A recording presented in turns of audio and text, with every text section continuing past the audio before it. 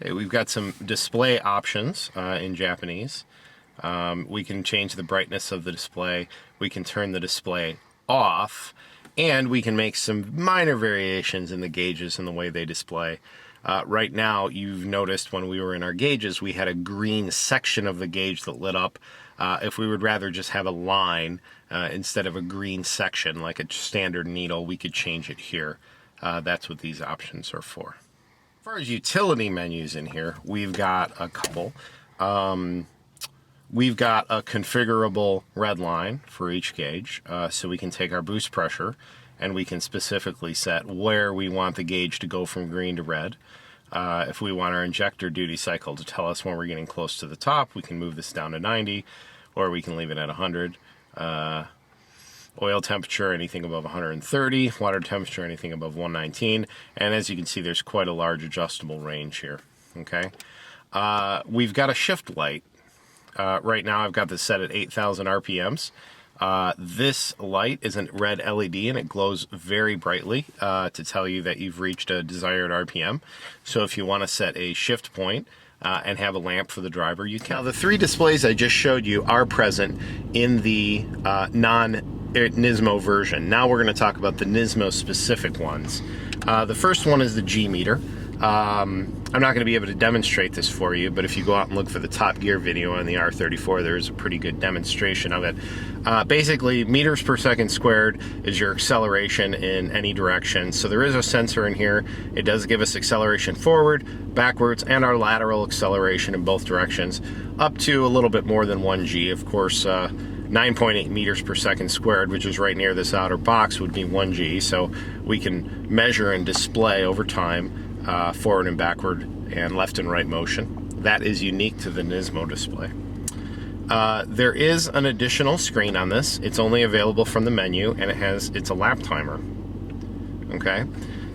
When you're in the lap timer mode, you have a button down by the shifter right here that's installed with the Nismo display. It's used to start the timer. So if you were on a track and you crossed a start line, you would hit the button and you would start tracking a lap time. Notice we've still got our boost, our injector, our oil, our water, and I think our intercooler temperature here. Those are still there, so they can turn red to tell us if there's a warning and we want to stay on this screen. But the main purpose of the screen is to see where you are in your lap time. Once you've started your lap, a second push on the button down by the shifter here will go ahead and start a second lap, give you 5 laps of history, and show you your best lap time. The reason that this is better than a stopwatch is because of the logging capability, which we're going to talk about next. The logging capability of the Nismo display is through a serial port, which is wired into the system and appears here in the passenger footwell.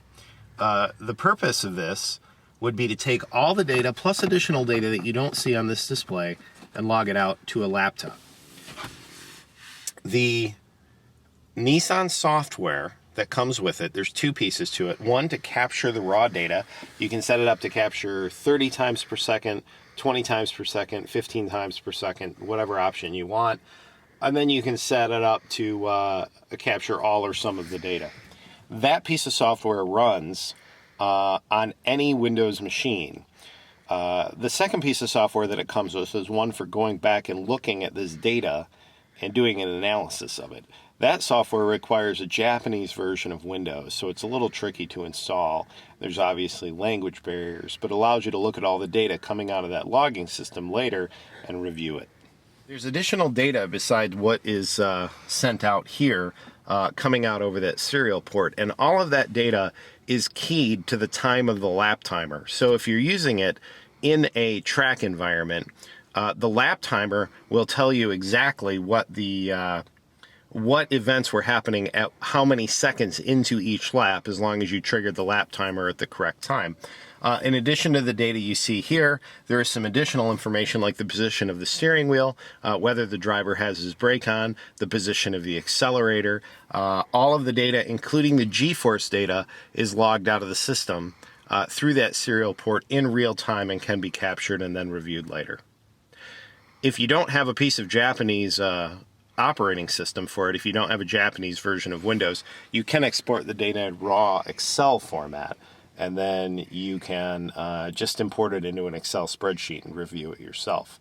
It's quite a remarkable gauge, especially for a car that was made in 1999. This was pretty mind-blowing technology in 1999, and frankly, we don't see many cars with this sort of gauge system or data capturing system in them, even by today's standards.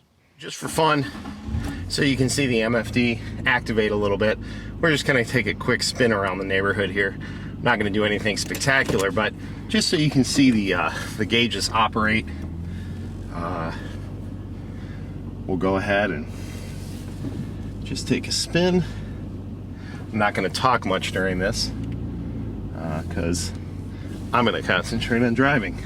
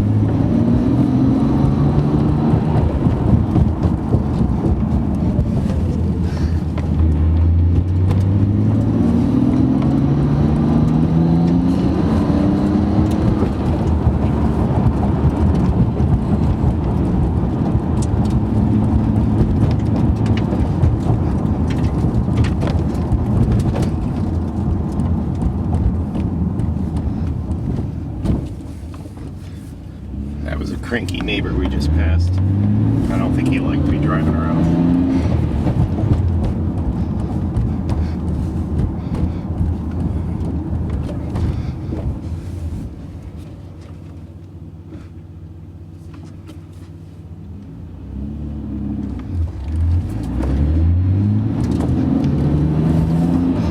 I will mention while we're driving that we do have the Nismo twin plate clutch in this car, and the Copper Mix twin plate from Nismo is an extraordinarily easy clutch to drive.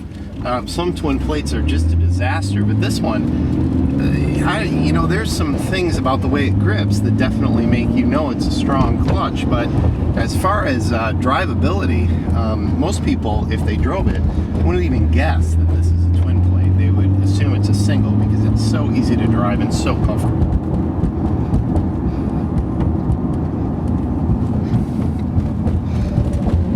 That's a little tour of the interior and a little ride in the Skyline.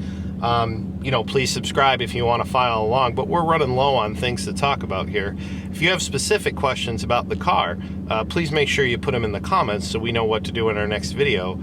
If we have enough interest, we will keep doing them. Thanks.